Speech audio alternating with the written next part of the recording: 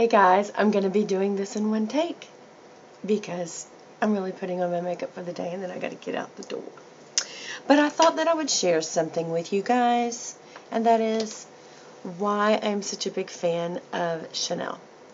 I've been on a try my mascara kick because I have so many tubes that I just have set aside in a little container that I have, and it's getting to a point where I either need to use them or I need to throw them away. And every single time I try a different mascara, I keep coming back to this one. This is Chanel's Inimitable, and it's in waterproof, and it has kind of a comb slash spoolie brush. It's more of a comb brush. I don't know if you can see that really good. It's got little teeth, little prickles all the way around, not just one side. One of the things I tried was the butterfly mascara, and it just had it on one side, and it was just so awkward to use the brush. This has got the little prickles all the way around. And why do they matter? Well, if they're placed far enough apart, they let plenty of product through, which will look like it gives you more volume, and yet the little prickles will comb through or rake through it so that we'll get a nice slender look to them, make them look longer. And then when you apply multiple coats of that, it makes your eyelashes look longer and thicker. But two things I wanted to point out today. I'm going to go ahead and do my eyes. I've got a mirror here. One thing is you do need a good eyelash curler. Now, Chanel is a very good one. If you see the back, which is this piece right here, is very short, so you can see very well what position your eyelashes are in, and you should look. Of course, you're looking because this thing is like yanking on you. It's yanking on your lashes, so you got to be really careful. One of my all-time favorites is the Mary Kay one, but I'm not sure she... I looked in her tools section on her website, and I don't see them anymore. And I asked my Mary Kay gal, and she says, you know, I may have that in inventory, but I don't know that we, like, produce it anymore, so I don't want to steer you that way. I don't know, my old CoverGirl one was just fine. My Ulta one that I got, I think last year, it's black, and it's kind of like the NARS packaging where it's that kind of muted black that it gets dirty looking easy, but anyway. This is kind of like a patent look. You can see it's a little shinier. But the difference in this one is that shorter back. So, first of all, most people will tell you just, you know, put it in there. I say, look how I do it. I put it right on the base of the lid where the lashes are. And when I push, look how the lashes just come up. And then I go ahead and clamp down very slowly to make sure I don't pinch skin. I make sure I kind of bounce a little to make sure I'm getting kind of all the lashes in a row, you know, as you bounce this. And a lot of girls would have taken this off by now. They hold it for like 3 seconds on each eye. As you can see, I hold it 15 to 30 seconds sometime. All the time, I don't know if you can see from my finger. Look at my forefinger. I'm bouncing it a little bit. And then I'm going to take it off. And I'm going to go to the other eye, do the same thing. I'm going to put this on the lid and then push down. And look how the lashes just, I don't know if you can see that, they just pop right up. And again, I'm kind of bouncing it. I'm not letting off the pressure at all. I'm just kind of, and you don't have to bounce it. It's just, I feel like the varying pressure is a good thing. But the important thing is that you keep pressure on it, because what you're doing is taking your lashes from being like that to bending up like that. Now the next step that we're going to do, I'm going to go back to the other eye, and I'm going to bend it from there back. And the way that you do that is position the eyelash curler itself back towards the eye socket. So I always do it at least twice in case I didn't get all the lashes. Bend. Now, see how it's straight up like that? I'm going to bend it back. So turn your hand up. Well, you can almost like see your eyeball straight through the eyelash curler. And that's just going to give it a different angle. So I want to be able to have different angles here is my point. And again, I'm holding it pretty steady, pretty even pressure. And I don't know, I don't really count it out, but you can see it's been on there for a while. And that's my second round. Now I'm going to do the same thing on these. Make sure I get them all in there. Give it a good squeeze down.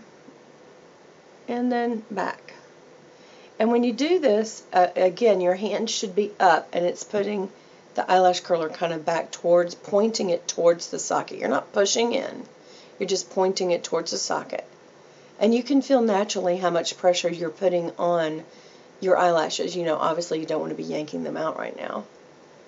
Okay, so I'm thinking that's enough. Rather than go in and out like that, I swirl around to get the product out. I don't like to take a lot of air back down in it. And first of all, I tip the ends. So tip the ends of your lashes so that it coats it good, so that when somebody looks at you from the side, some people, you know, start from the back of the lashes. I don't really do that.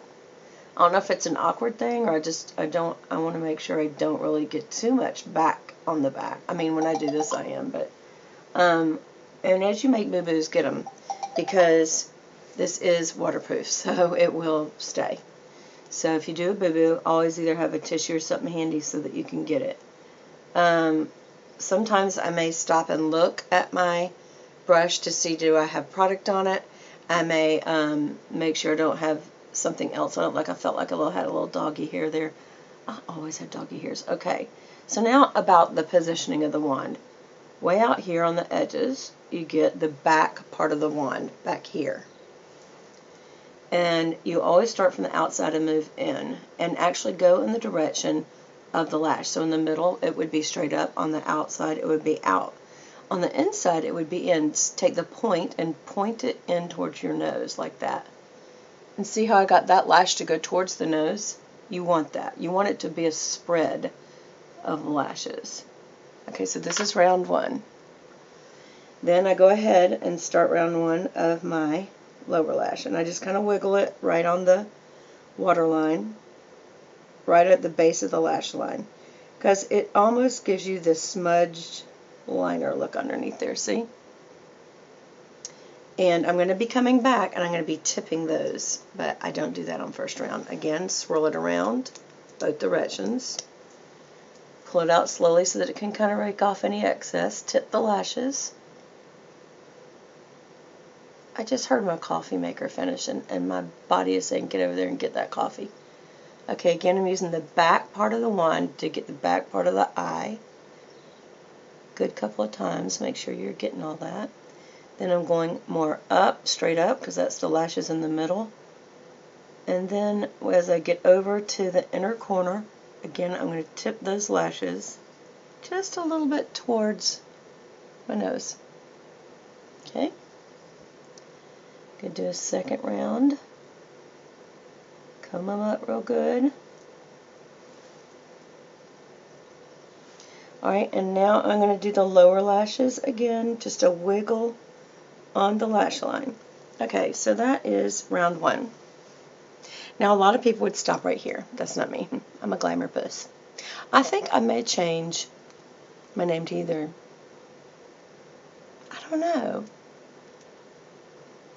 something snazzy poo, glamour puss. I don't know. My husband wants me to change the name to Midlife Crisis and make sure that I encompass all the midlife women. But I don't know if that will work. Anyway, so now always make sure your hair is out of the way. I'm going to tip them out again. I'm going to really tip out these edges. Really, I'm tipping out everything. Again, remember when you get to that inner, kind of point it towards the nose. And this time I'm kind of starting from the inner because I am focused on that. I want it to dry right. Because once this dries, y'all, it's set. That's the wonderful thing about waterproof mascara. Once you get it to dry, it is set for the day. And that curl that I spent so much time doing is a set curl. It's almost like putting on hairspray. No joke. Now look at the difference between the two eyes. I hope there is one. Because the one thing I can't do right now is look at it. I have to look at the camera. Well, to me in the mirror it looks like it. Okay.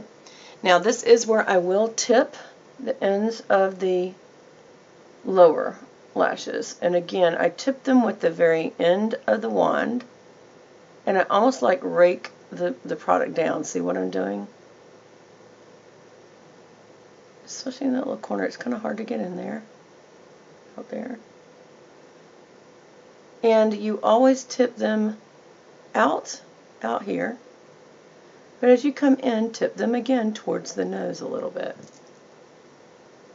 Not just straight down, but kind of in. See the difference that makes? Whoops. Again, if you have a boo-boo, get it right away. Because once it sets, it's set. There. I think that looks good. Okay, so now let's do the next one. Again, swirl around instead of this in and out motion. When you do that, you take air back down in there, and I think it just adds to the manufacturing of little barnacles, bacterias. Why do I say barnacles? I think that's a sea creature.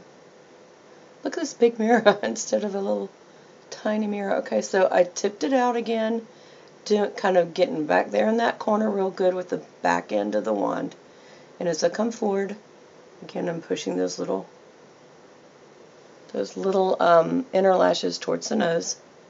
Again, I'm going to do one more little wiggly on the lash line, just to get the base real good, and then I'm going to tip them out as well.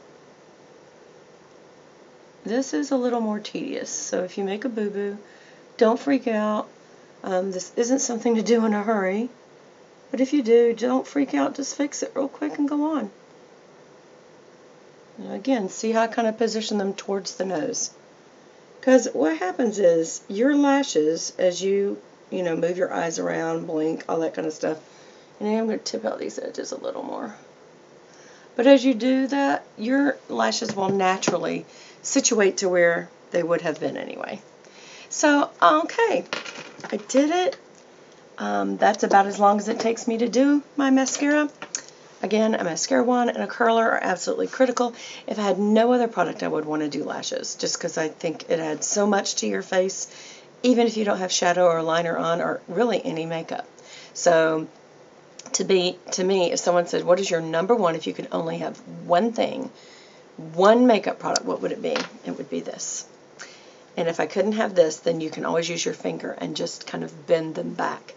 But it would be my inimitable mascara from Chanel, and obviously it's in black. I don't know many people who use brown, unless you're a redhead or a very, very light blonde, or you're just really natural and you do not like a makeup look. Other than that, I don't think most people wear brown. They usually use brown for some other purpose. But anyway, so that's all I have for you today. I hope you have a wonderful day. I'm headed off to work, and I'll see you again on my next video. Bye.